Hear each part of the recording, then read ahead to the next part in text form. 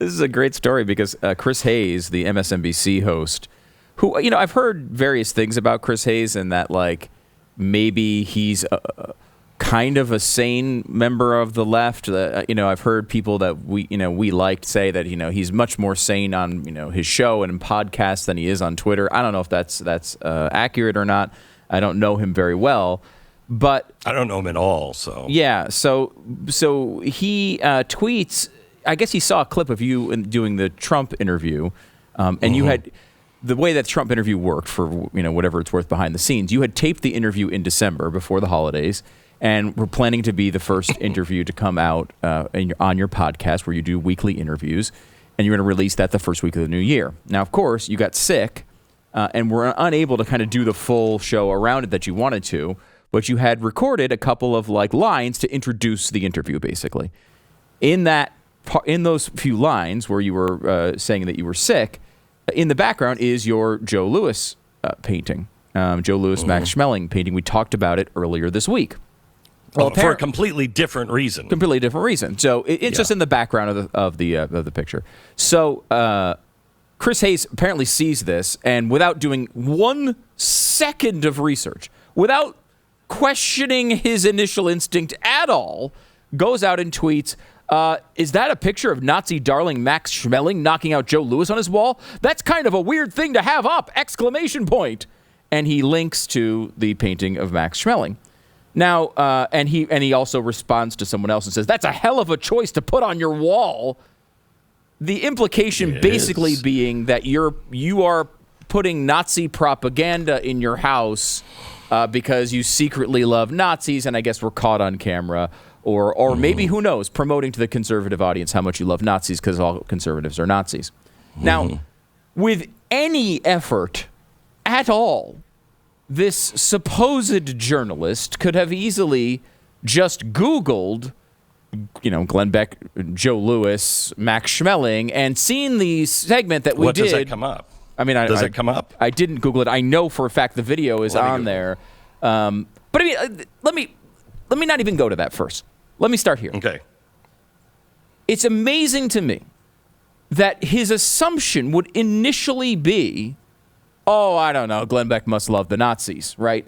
It's not, there must be a story to why you would have Max Schmeling knocking out Joe Louis on his wall. There's got to be a story. How do I find out what that story is? If I tweet something, I'll look like an idiot if there's a story that explains it, right? That would be my thought. Like, if I saw a left-wing personality, Chris Hayes, in the background, he's got a giant, wonderful painting of Joseph Stalin, I might think to myself, that's kind of a weird thing to have on your wall, but I would immediately think, what if I don't know the story? I better Google it to see if I can figure out why he has a Joseph Stalin painting on his wall. So he does not bother to do that. He just tweets without thinking, without a second of thought about it, without a second of research about it. And, of course, doesn't look for the fact that you did a segment on national radio just 2 days earlier explaining exactly what the painting is.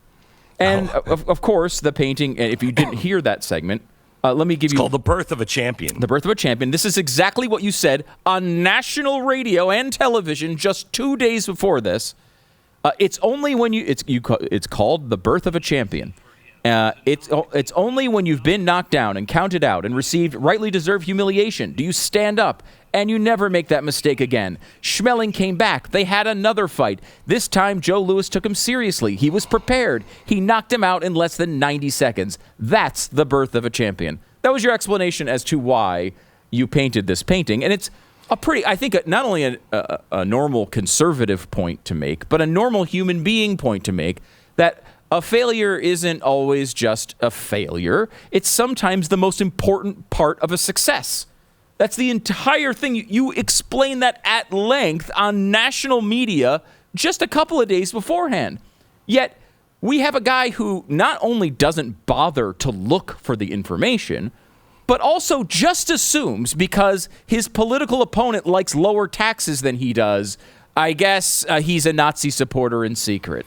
If that's not a good microcosm of what is wrong with our country right now, I don't know what is.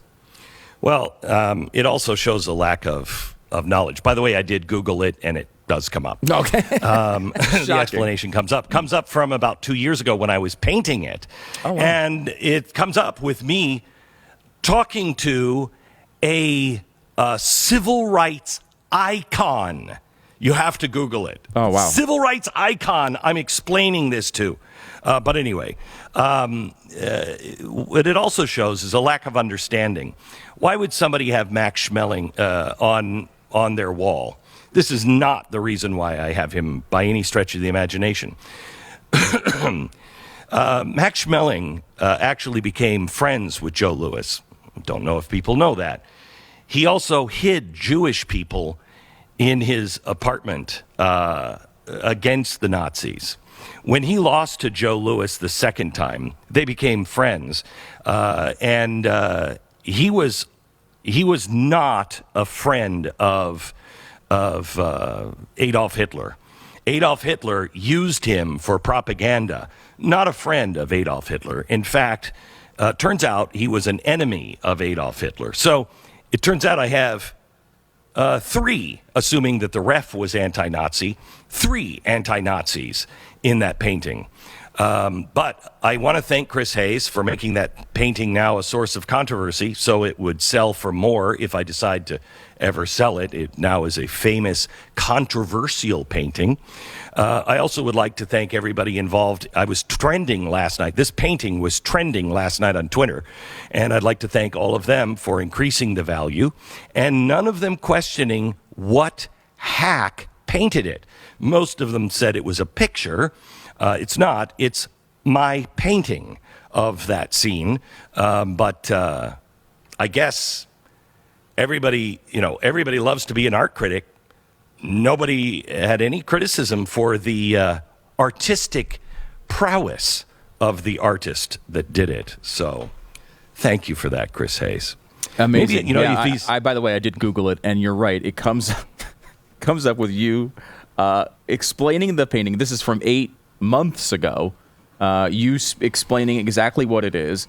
Also, the clip of you this week comes up when you search for it. And it's like, what does that say about? Wouldn't you just? Isn't there a moment of embarrassment? This is what I don't understand about some of these people on the left. Isn't there a moment where you just feel dumb when you do something like that? Yeah, we do.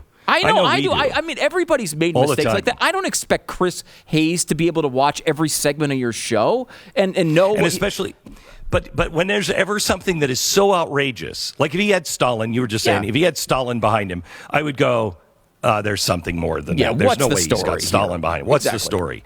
And I always feel stupid when I do stuff, and I always point it out when I do stuff like that. We'll see if Chris Hayes is a decent human being at all. And decides to correct himself and apologize to me to assume that I would have Nazi propaganda for a Nazi reason.